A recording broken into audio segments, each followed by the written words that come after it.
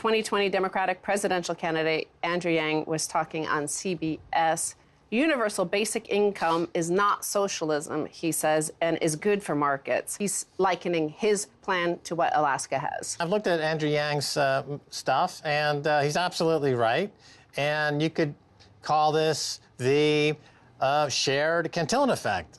You could look at it as being a monetization of all the economic externalities that get lost in the economy.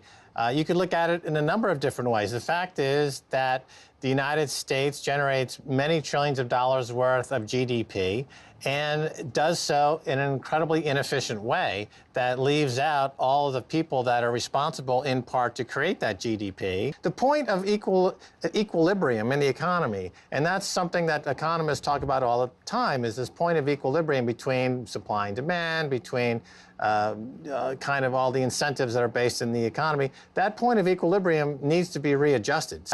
That is an externality of this economy that's being recycled, repurposed, regenerated into an ecosystem, an economy that is like more mimics that of nature. It's all feeding nature.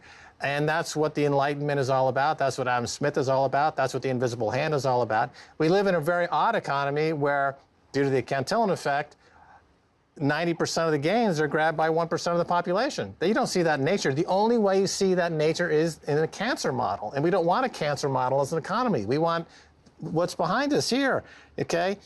What's behind us here, this is the model of the economy. Photosynthesis is a brilliant economic model that's ingenious, that is the plant farts, essentially, are turned into oxygen that we breathe. We're breathing plant farts, okay? Now that's an ingenious photosynthetic reality that we live in the economy that we need to mimic in our overall economy.